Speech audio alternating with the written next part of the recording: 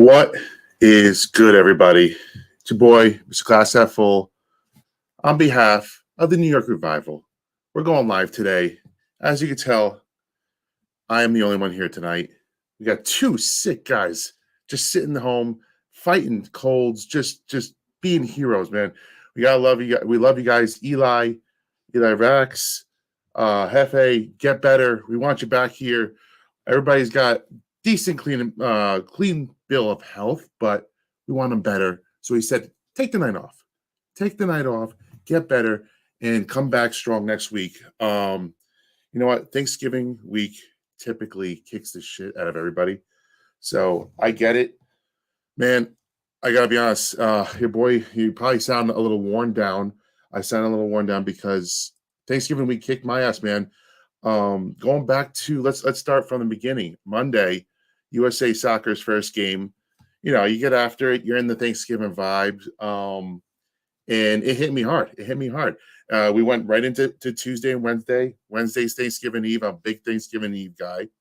We got after it, had some family over. And then, listen, then we look, the next day's Thanksgiving. You're right back into it. World Cup games, right into football. It's just a hell of a time. It's a hell of a time. And then, the weekend with the family. I hope everybody out there, had a good time. Hey, Sarge out there. Listen, I love you, Sarge. Appreciate you. Always ready to back me up. Hey, I just want to hear from everybody here because I have been talking about this Thanksgiving food thing. I'm a big leftover guy. I don't know about you guys. I want to hear from the chat here too. What's your acceptable amount of days afterwards for leftovers on Thanksgiving? Because of course, meat gets a little tricky, a little weird. But for me, I think that week barometer afterwards is where I push the limit for a lot of things. Mashed potatoes, biscuits, things like that, rice, whatever the easy stuff is. You could make it go a little longer, but meats, the turkey meats, you have your turkey sandwiches afterwards. You do whatever you want with the meats after that.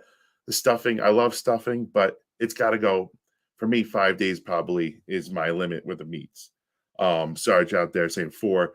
That's fine. That's fine. And I try to make it last as long as possible because it's weird.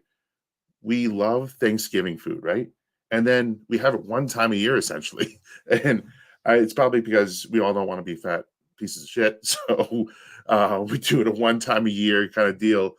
But I love my Thanksgiving food. I make it last for as long as possible. Today's probably pushing the limits on the last time we had some leftovers. And then it's all, you hate to waste some food, man. You hate to waste food. So I'm a big guy that you could tell I'm a big guy that doesn't like wasting food. So I'm going to eat all the leftovers I can, and I do it for the people. I do it for my gut too. So no, but listen, guys, I want to shout out the whole chat. I hope you guys had a great weekend. I hope you guys drank. I hope you guys had fun watching the games. All 3 football games, by the way, on Thanksgiving. Typically, this doesn't happen, but all 3 Thanksgiving games were fantastic, all within one score. How many times do you get that? I mean, not very often. I was ecstatic. I was betting on the games. We have me and my brother-in-law. We do Thanksgiving Day boxes. Keeps us in the game at all times. Keeps us rooting for different scores. It's my time of the year, baby. It's my time of the year. College basketball is back up and running. Hockey, football, man. College football coming to an end. This is my time of the year. Oh, and then on top of that, you throw a World Cup in there. No big deal. World Cup. Let's talk about that for a second too. Your boys in blue, red, white, and blue, are going to the knockout round, baby. We made it. We did it. Go USA. Hold on one second. See that? That's right, people. Back-to-back world champs. World War champs. Listen, USA took care of business today. They were up against Iran. A good squad. A good squad. But USA is the younger team. They're the better team, and they took it to Iran today. Iran. I gotta say it right? Iran. They were the better team. But then they went up 1-0. Your boy Pulisic, our best player, scores a monumental goal, the biggest goal of his life. And what does he get for it? An absolute knee kick to the dick, and to the point where he could not walk. He was down. He couldn't even celebrate the monumental goal that was probably going to get the USA team to the next round. He scores it and he can't even party, man. I felt so bad for the guy, but he left it all on lines. He put his balls on the table, literally, and he got it done. A beautiful header. I believe it was from Dest. Yes, Dest with a beautiful header set up to my boy Pulisic. Put it in. Oh my God, Pennsylvania's finest. We did it, man. We did it. We got through the group stage, and then we play. Now we play the Netherlands. Now we play the Dutch motherfuckers. So bring them on. I don't care. It's Saturday at 9 a.m. Get your kegs and eggs ready because we're rolling, baby. We're rolling. This team is feeling good. They got some confidence now. Get a couple shots on net, and who knows, man? Who knows what's going to happen? I feel like the USA does have a chance. Listen, England's been killing everybody, and USA went toe-to-toe with them the whole game, arguably outplayed them. I think I know I'm biased. Let's start by saying that. I know I'm completely biased, but I don't give a shit. Because listen, when it comes to USA and Olympics and World Cup soccer and all that jazz, I go all in. I'm rooting for us to win the whole damn thing. Where are we going to get there? I don't know. I love it. I'm all amped about it. Got the whole friends and family together watching the games. It just brings out the best in everybody. Rooting for the same team, especially in this region of the world and the country that we're in New York. There's about 6-7 different teams to root for. We could finally, for once, come together, rooting for the same team. It's just a beautiful thing. And I hope everybody out there, casual or not, you get into it. You watch this team because they're youthful, they're fun to watch, and soccer can be fun at some points. I know the goals are not there for everybody because I know us as a country, we love seeing the offense. There's so much more nuance in there. You got to and if you watch that second half of that game, you're on pins and needles the whole damn time. I hate to prevent defense, which they did. USA went up 1-0, went into prevent defense, and they hung on for dear life. But you're sitting on the edge of the seat. You pay for the seat, but you only use the edge with U.S. soccer. But we're on to the next round. That's what I'm talking about, people. So, listen, let's get into some different things here. I'm going to touch on the Rangers here just a little bit, and then I'll get into some, the brass tacks with the Giants. The Rangers, man, they are free falling right now. It's not a good look. They lost 3 in a row, lost to the Ducks, their only regulation win, the Ducks. Lost a 3-goal lead in Edmonton, and ended up losing 4-3. Horrific. And then, go up 2-0 against the hated Devils, and they lose 5-3. I have no clue what the hell is going on, man. I don't know up and down. This team is so fucking hard to watch right now. The young players are not developing. Igor is not Igor. The defense looks like shit. Gallant's an idiot. The veterans aren't doing shit. It's a rough watch, people. It's a rough watch. Thank God it's an 82 game season. That's all I have to say. Thank God it's an 82 game season because there's a lot of time to get this thing turned around. There's a lot of talent here. It's the same talent that we went to the Eastern Conference Finals with last year. So they got to figure it out. And Gallant, for me, honestly, he has till December 25th. Give him till Christmas. And then if he's not turning this club around, you need a new voice in there. There needs a new voice. There's a reason why this guy's gotten fired the past 2 stops after 3 years. His voice loses its luster. He doesn't get through the locker room. He lets the players coach. Dude, it's a shit show. Get in there. Start making some positive changes. Start getting after some veterans' asses. Come on. Develop somebody for once. Like we have Lafreniere and we have Kako who are doing nothing. The number 1 and number 2 picks. I said enough. My blood pressure's getting a little high. I want to calm it down. The Rangers just need to turn around. There's nothing more to say about that. I have faith in Igor. Igor looks dejected, but I have faith that he's going to find his magic again. He can't be average. He doesn't have to be last year's Igor, but you got to be better than what you're seeing now. Defense, figure it out. Make a trade. We need somebody else in here. It's just rough, guys. It's rough to watch. Again, lots of season left, lots of talent in this roster.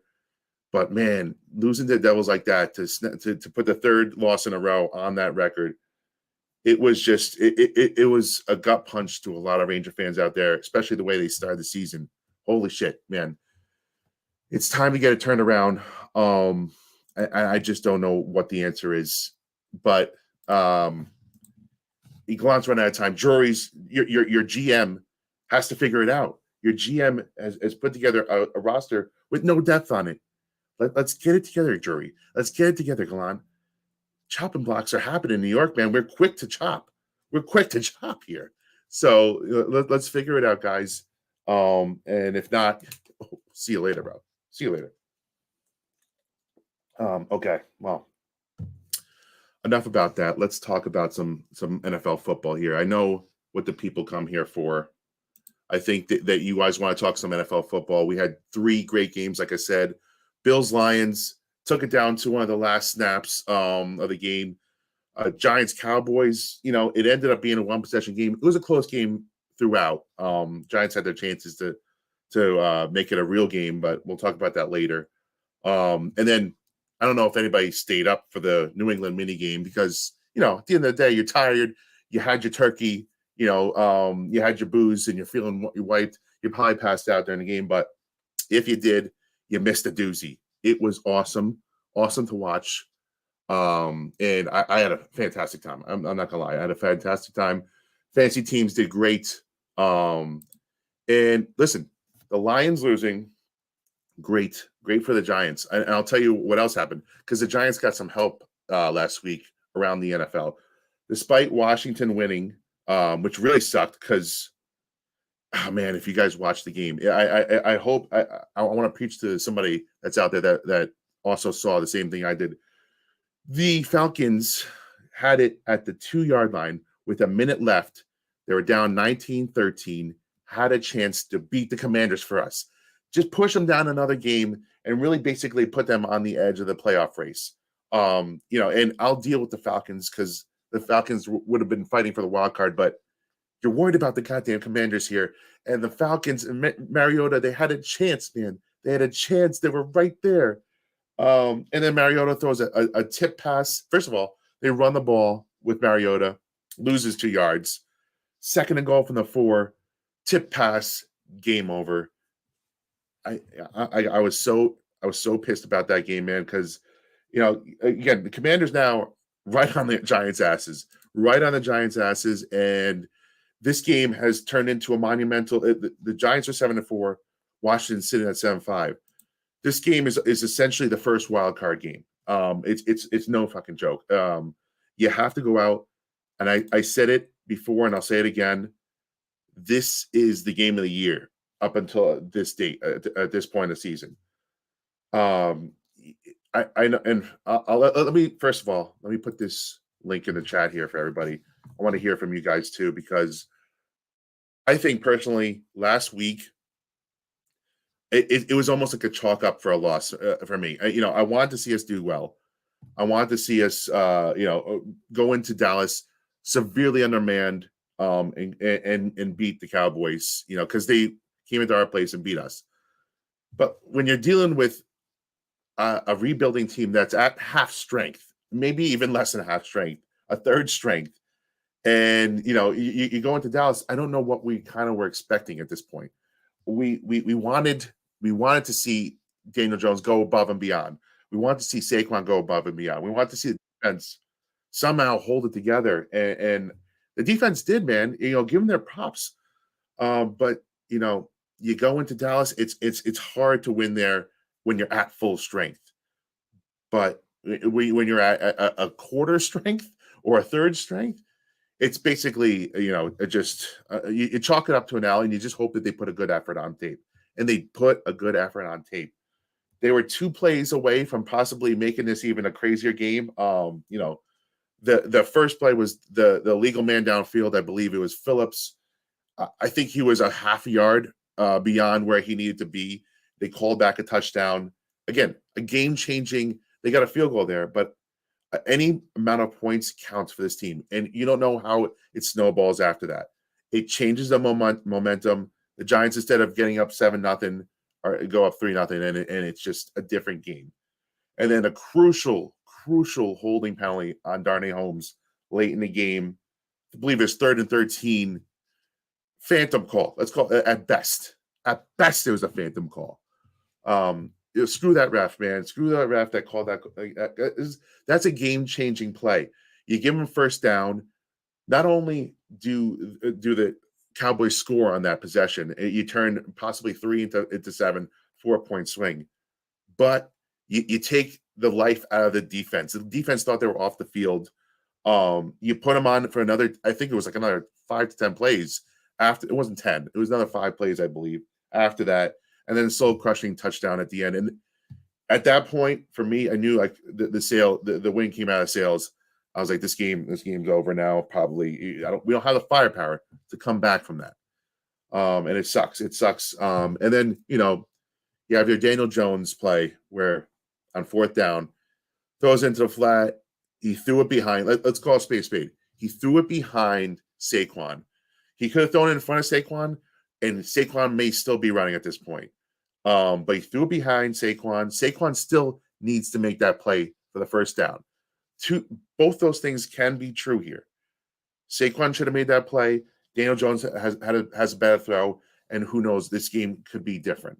But when you are so thin and your margin of error is so thin, every play is magnified. Every single play. You know how many quarterbacks had a play that they missed the throw like that throughout the week? Even many quarterbacks missed a play here and there. The difference is they have enough personnel to come back and still act like that never happened. Like keep going down the field. The Giants have so little personnel, so little chances to make plays with their personnel that every little play is magnified, and it feels like it's been that way for years. So it really sucked. Daniel Jones didn't have the game that we wanted, but why were we expecting more?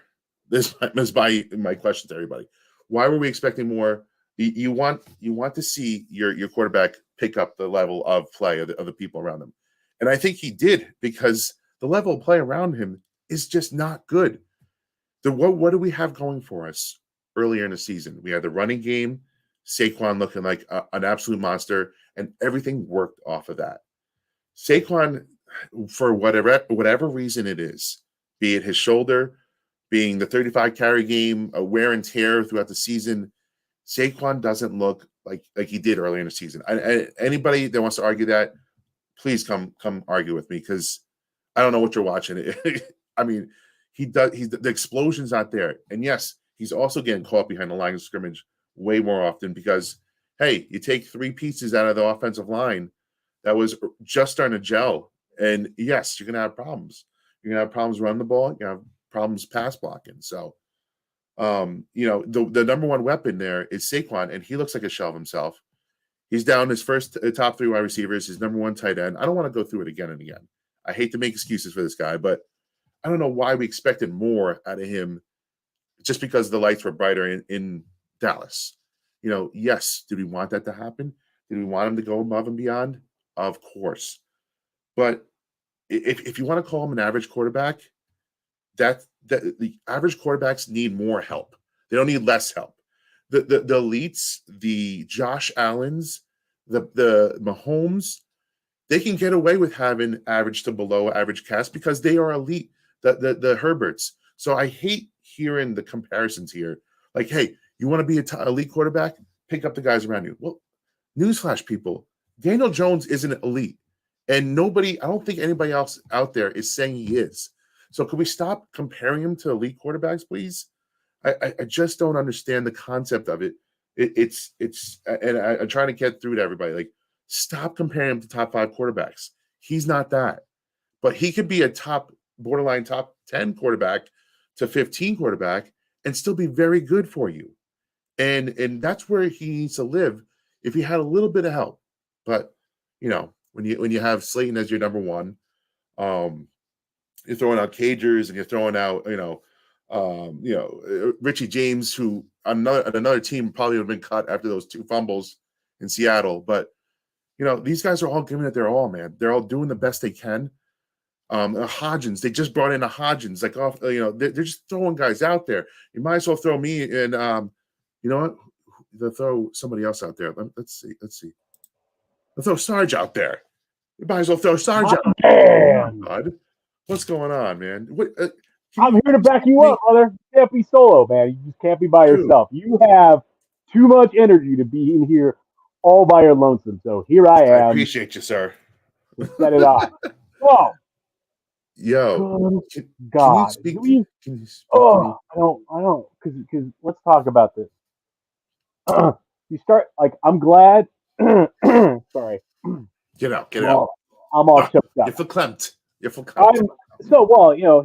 the thing, man, and I want to talk about this real quick because R0B's in the chat. Shout out to R0B. I jumped in on his show with Pest last week, and the amount of animosity in that chat is unreal. I can't. It's just like Philly and Dallas, and just the hate is, and that's why I love coming in here because it's nothing but love for New York Revival, and we love it. And just I can't talk to or about Cowboys fans because they have all up in my mentions this week because Micah Parsons up there talking shit about our left tackle, and I will not allow that to stand. It doesn't let's Andrew Thomas was having his flu game, man. He was having his fucking flu game. I mean, listen, he didn't practice all week. He clearly was a step slow, man. But you know what? The way fans, they're not going to ever acknowledge that. He was out there, and he was still trying to hold it down. And even after the game, he did not make excuses. That's our guy. Took it on his own. My guy. You love to see it. You know what? If I was out there playing, I should be more productive. Mm-hmm. And you know what? That's our guy. He's not going to make excuses for poor play. And you know who didn't make? You know who did make excuses? Zach Wilson. And look what the hell happened with him. He's gone now. Mike White steps up in there, takes a job, and just you want to make excuses? Fine. Shout out to Mike White. 2 seasons in a row. Shout out. Absolutely, man. He comes in and just balls out. He balls out. And Zach Wilson shouldn't get his job back. I don't know about next season, but it's certainly not the rest of this season. There's a bunch of guys who shouldn't get their job back. Zach Wilson should not get his job. And you know what? Here's the thing. I was a big Zach Wilson fan coming out. I liked what he was putting out at BYU. Like I watched BYU games because I live in the Mountain West Conference, so I was watching BYU games, and I saw him play, and I'm like, God damn, this kid, man! And then everybody got freaked out by the pro day throw, and that was it. And that was it. And then he got hurt, and he hasn't had a great, I really feel for the kid, but it's a bad look, bro. Like, oh my God, listen. Come out and say no. You could knock on Daniel Jones for everything you want. Daniel Jones never throws a teammate on the bus. He learned one thing from Eli: take it on. The quarterback's gonna get all the praise when you win, but also take all the hate when you lose. But that's your job, man. That's your fucking job. Stand up there, take all the hate, and you know what? The rest of your locker room is gonna respect the shit out of you. They will respect you, and that's huge. If you don't have the respect and the will for your locker room to get behind you, you're out, bro. And that's all the other stuff handled behind the scenes. All that other stuff, that other noise about. I mean, you completed 2 passes, bro. What's you take it on yourself because you deserve that. That's your fault. I would take any one of those guys that the Jets have playing wide receiver on our team right now. Dude. Any one of them. Mike White goes out there and looks like Joe Montana.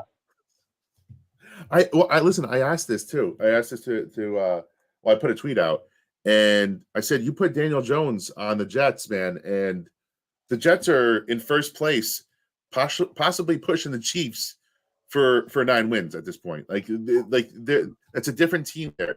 And you know what? Everybody says, hey. Well, listen, they're 7 wins now, right? 7 wins now, 2-game difference. You never know. But what I'm saying is the Jets could be a team looking for Daniel Jones' services come the end of the season, man, because you don't know what Zach Wilson's doing at this point. Why do they need Daniel Jones? They've got Mike White. Well, yeah, it's facts, big facts. Answer. Yeah. Anyways, man, but listen, how was your Thanksgiving? Was it good? Was it solid? Thanksgiving was good, man. I don't do turkey. I'm not a big turkey guy. Not a big turkey guy. We talked about this for most people. We talked about this on our show. I made lasagna for. Hey. We had an Italian Thanksgiving because that's how I roll. I like it. I made lasagna and that lasted 3 days. That's about it. So yeah, 4 days. 4 days you're pushing leftovers and shit's dry at that point. I love it. I know what you're talking about. There's no amount of magic to make that come back. Sarge, I got a question for you. Back to Giants. You got a ton of guys coming back now for this Washington game. Awesome to see. Finally, a little bit of a little bit of injury luck. A little bit of juice back. Who do you think is the most important guy coming back now? You got Aziz, possibly. You got Aziz, Bredesen, Neal. You have possibly Fabian Moreau, a Bellinger. Anybody who sticks out the most for you? So I didn't hear about Fabian Moreau. That's good. Yeah. I did see the list of there's only a short list of guys who didn't practice. Right. So I think the most important, there's probably 3, right? Yeah. Obviously Moreau, because you're going to get, at least somebody else back in that secondary who can function, the guys held up pretty well in the first half against Dallas, but they did.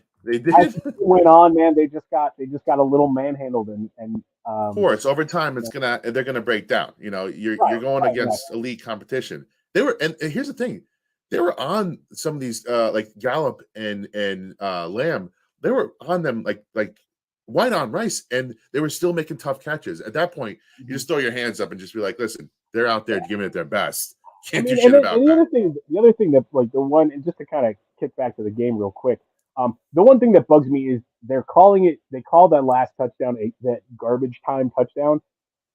We were still in the game, man. I don't want to hear garbage. It ended up being a 1-possession deal after garbage that. Time is like it's like the Jets game. Yes. Or it's clearly right. Yeah, it's 31-10, and any score after that is a garbage time score. Right. That's what that right. Is. So as far as guys getting back, Moreau, Evan Neal definitely, right. And Bellinger. Bellinger is, he's and huge. And everybody says, but see, here's the thing: is when you start talking about Bellinger, everybody uses a quantifier. They're like, he's great for a 4th round pick. It's like that, or a 4th round pick is going to follow him his entire career. Yeah, which shouldn't be the case. But nobody talks about Kittle being a 5th round pick. Nobody talks about Kittle being a 5th round pick. They talk about it because he's so good. Because he's so good. They're like, hey, this guy is amazing, and he was a 5th round pick. We will probably get to that one day with Daniel Bellinger. Yes. Yes.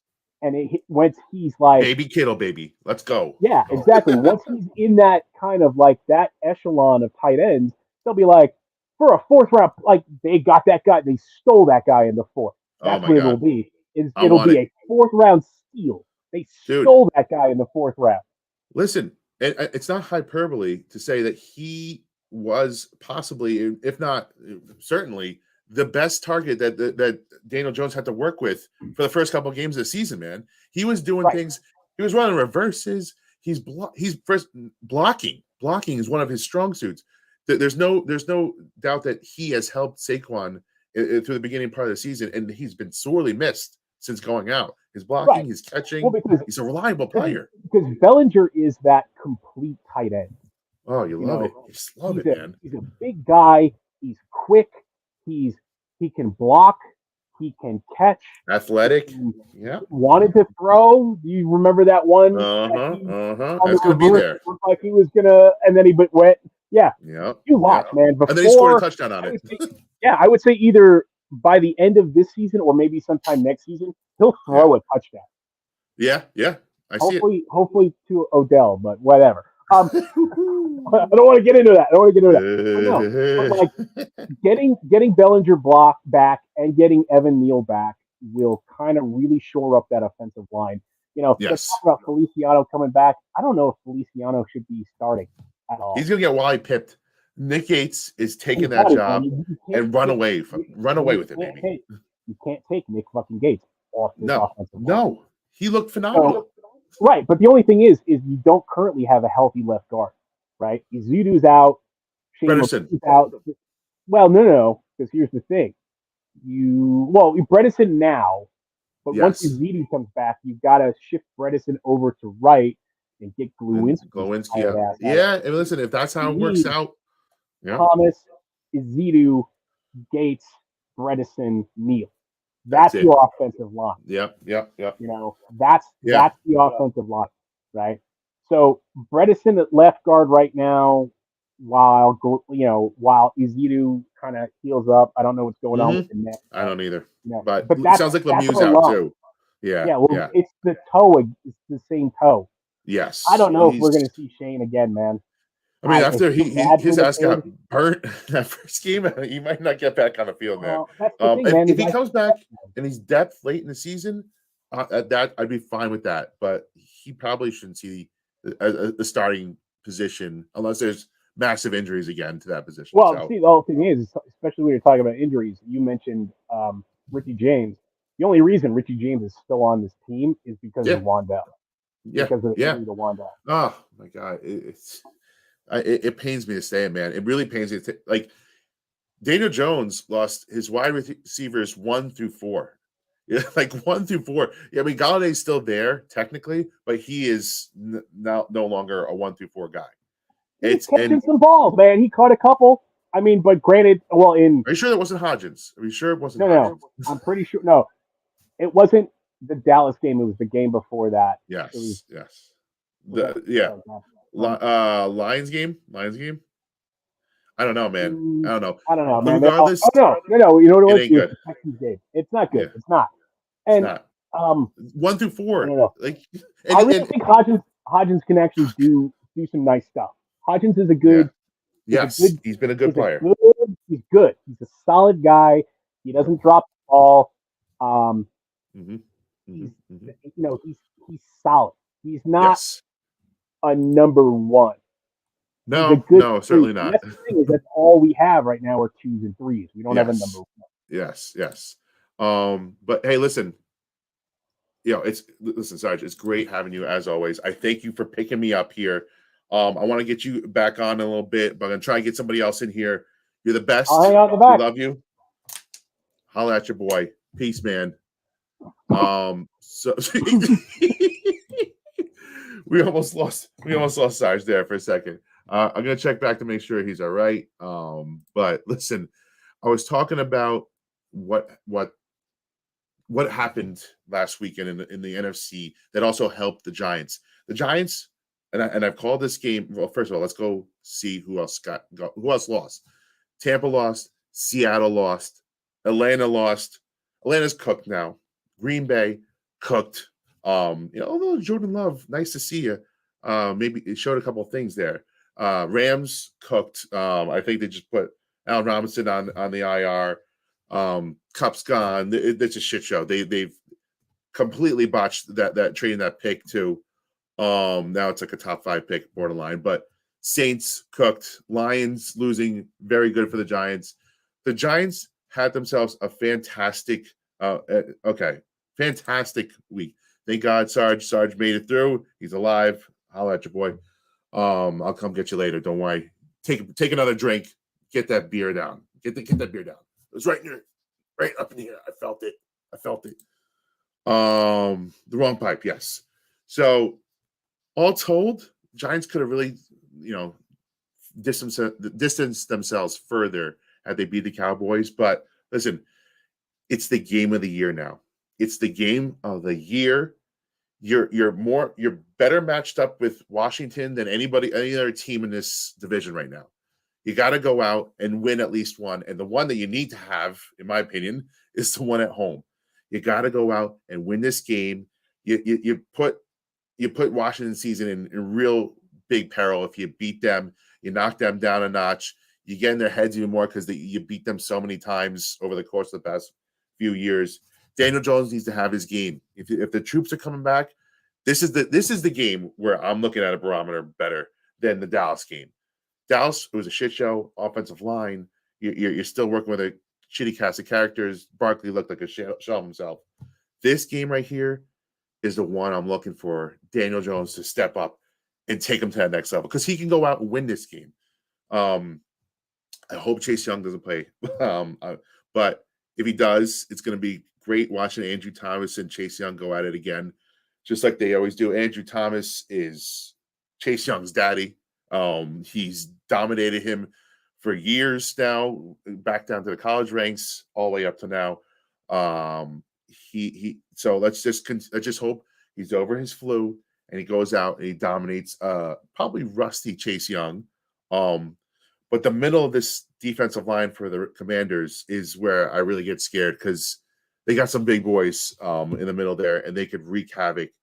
I love having Gates in there now. I love having hopefully a Bredesen back. Glowinski, you got to pick your game up. You got to be tough in there. And getting Evan Neal to set that edge, if for nothing else, in the running game, will help Saquon Barkley again and hopefully get him sprung loose. This game, it's monumental. The Commanders, and you got to give them their props too, because Heineke has taken them and changed them into a better team now. Wentz sucked. He was trash, absolute trash. Heineke's getting the ball to his wide receivers, Samuel, Terry McLaurin, and they're making things happen offensively. The defense is finding their groove, and the Commanders have a lot of confidence right now, a lot of momentum. So they're coming in riding high. This is going to be a battle, just like every other game. And can Dable go against Ron Rivera, an elite coach in his own right, and win that matchup? So there's a lot on the line here. You drop to 7-5, and all of a sudden the Giants, who've been riding high this whole season, drop to last place in the division, and you start worrying about the wild card again. So it's just monumental on so many fronts to win this game, and the Giants have been struggling lately. So it's a big momentum changer for them. You go out and you beat Washington, you head into the Philly game with a little more momentum. And Philly has not looked fantastic recently. They have not looked fantastic. Granted, they went out and they won another big matchup recently, but I think that they've been up and down. So you go into Philly with a better sense of confidence going into that, and that's what this team needs. It's so young, they're still molding, and they gotta have this game. Daniel Jones has to have this game. The offensive line needs to step up, and Mike Kafka, the honeymoon phase, man, and I hate to say it, just because it's so damn early, is kind of not over, but it's getting towards the back end of the honeymoon phase here, because we all loved what we were seeing in the initial the first few weeks, and every game it seemed like the second half adjustment and the first possession always were great play calls, scripted play calls. But after that, the creativity has gone away. Where's the getting the Saquon into space? Where is the reverses and the reverse passes that just scheme up a couple scores, man? And we have not seen that yet. We haven't seen a play where they've totally outfoxed the other side. Kafka's got a little bit too predictable, a little bit too heavy. Saquon run the ball, it just has not been as impressive as early in the season. And I don't know. And I asked Jordan Renan this question. I want to hear what's going on inside the building. Is this the best that Kafka can do because of who he has to work with? And it's the same excuse we give Daniel Jones, for the Daniel Jones truthers out there, if we're called truthers. although we just want to see him succeed. I don't know why that's a truther, but is Dable okay with what Kafka's doing, or is Dable have influence on what Kafka's doing, or is Kafka doing this all on his own? And there's a little bit of, I sense a little bit of anger in Dable's voice when talking about him the other week. I forget, it was one of the press conferences, but you got to see a little bit more from Kafka. We got to catch defense off guard. Do 3 play actions in a row, see what happens. Throw some screens to Saquon Barkley. I don't know. It seemed like he schemed up Brightwell better than he did Barkley a couple times. Again, this all revolves around getting Barkley in space better. Flank him out wide, throw him deep a couple times. He's your only weapon. Let's use him better. I know it's his rookie year. Sarge, I hear you. It's a learning process for him too, but there was a point during the middle of the season where you start seeing his name pop up on the next coaches list. The odds in Vegas had him at, plus low money for a couple of jobs. And you're like, oh, okay. Maybe we need to hide Kafka because we want to keep him here. But now it's funny how the pendulum just swung back now. And it's like, okay, we need to see more out of you now, Kafka. Show me you could scheme up a great game, not a couple of halves, possessions. Man, we go out and you throw a bomb to Slayton early in the Dallas game, and then you never see it again. Give him a couple more shots, you just work some trickery in there. But now you got your horses back. I need to see it in this Washington game. I need to see it. I need to see Saquon start balling out again because, he's looking tired. And you know what? Use Breida more. Use Brightwell more because they look like they had a little bit more burst than Saquon in that Dallas game. And I hate to say that because I love Saquon, but I think he just – I don't know if he's wearing down or the blocking needs to get better, but it just feels like he needs a little bit of break here. And the plus side to having a Thanksgiving game is get 10 days of rest. It's almost like a bye. So I want to see him coming out fresh. I want to see a great game plan. Season's on the line. I hope the crowd is loud as shit. Legacy game. Fire Giants jerseys out there, man. First of all, and I put this out too, keep the legacy jerseys. Just keep them, motherfuckers. If we go out and win, keep the legacy jerseys and let's ride it the rest of the way, man. Because then it's just a fire. And imagine a Bellinger coming out with his visor, legacy jersey, just looking all fresh and ready to go, man. I'm amped. I'm very amped for this game. I've been saying it's game of the year for a while now. Go out and win it, people. Go out and win it. Get tough and take this division by the throat here. I think they could do it. I felt very iffy about the last few games. I felt very iffy. I'm not gonna lie, that's why part of the reason why I didn't put out if the Giants win challenge, because the Lions game, the Lions looked like they were ready to blow up. They were on the up and up. We were banged up, man, banged up. And you go into Dallas on a short week after that Lions game. It's just a bad situation. This is the spot where you got to take advantage. So if the Giants win challenge is coming back, I'm not going to say what it is because there's something in the works. Our boy Eli, if you're listening out there, I want him to shout it out. I want him to tell us we are doing a group and or one if the Giants win challenges for the revival now. We're wasting all our bullets with all three of us doing challenges right off the bat every game. So we're going to go one challenge for one person, or we're doing group challenges going forward. And I promise we won't let you guys down anymore. We will be there for you. We'll be there for the Giants. We are bringing the if the Giants win challenges back.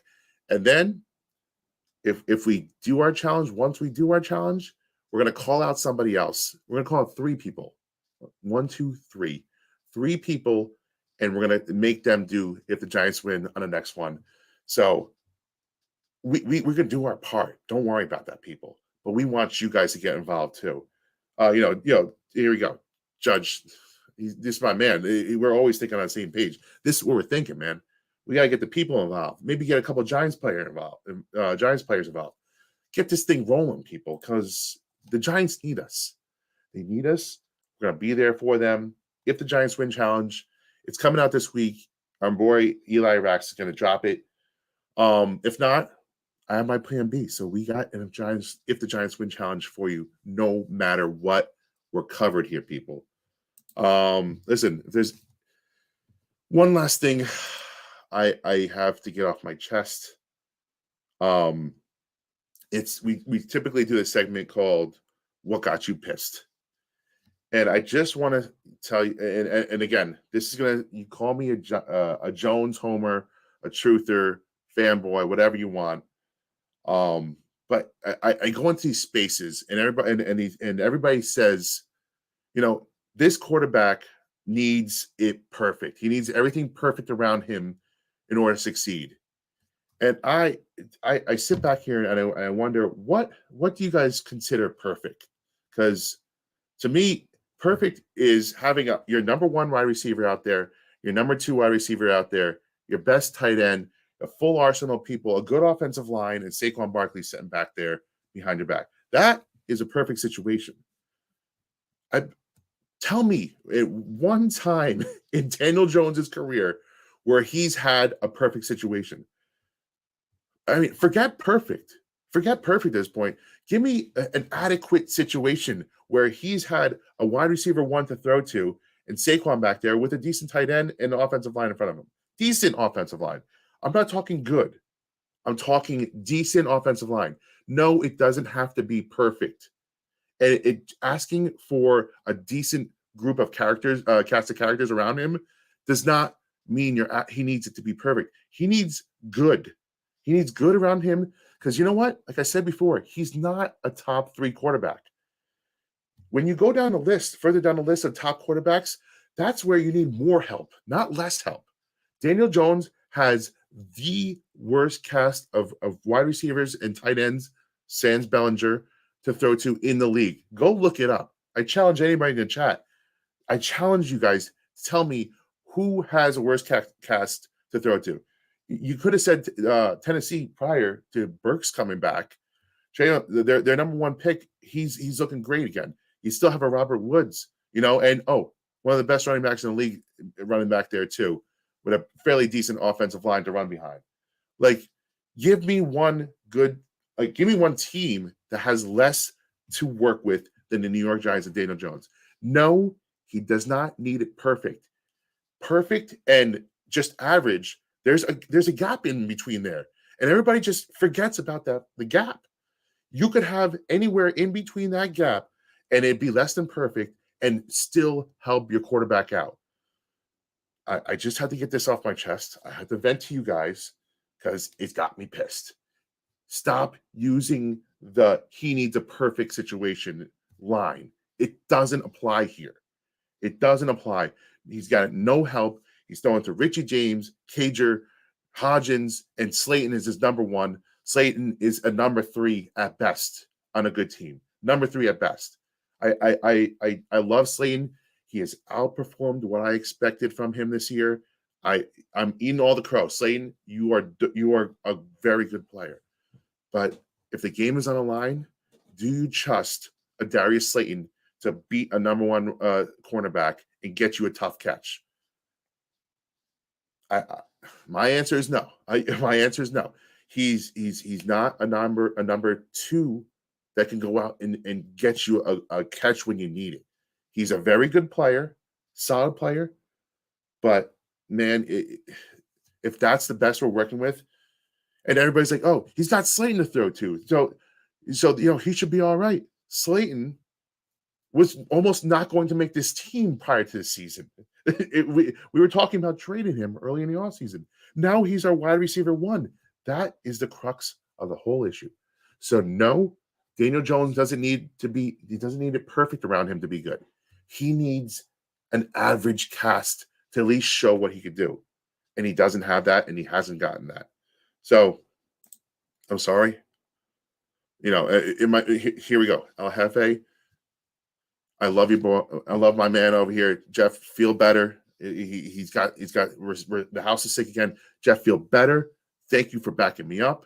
We have one of the worst cores in the NFL. And I honestly, I don't even think it's arguable. I don't think it's arguable, man. Like, again, put Daniel Jones on the Jets team, and they're sitting with possibly 9 wins at this point. 8 minimum. Put him with some average cast of characters, man. You hate to see it. And listen, let's end on a good note. The Giants are going to go out and beat the Commanders. We're going to get to 8 wins. I want to say let's get a score here. Let's get a score. The health of all of our guys coming back. I'm gonna say, let's say 31-23.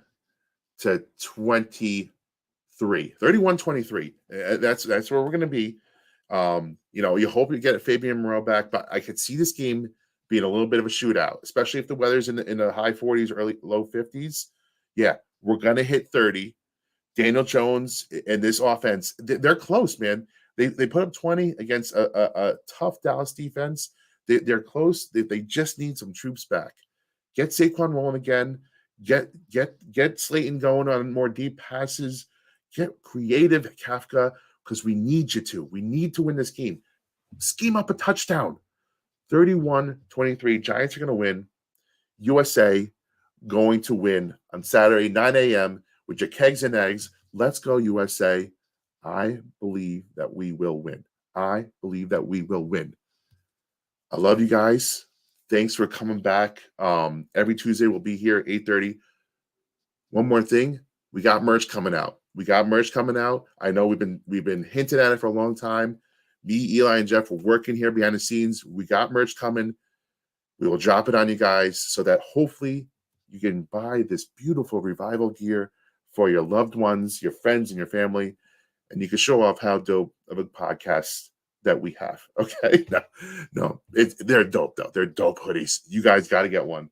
We're gonna get you guys some links, and hopefully you guys can support us like you have been all year. We love you guys. I hope that I did my service on this Tuesday night. I kept you guys busy. Thank you for coming out. Peace out, people. Yeah, have yourself a great weekend. Great weekend. All right.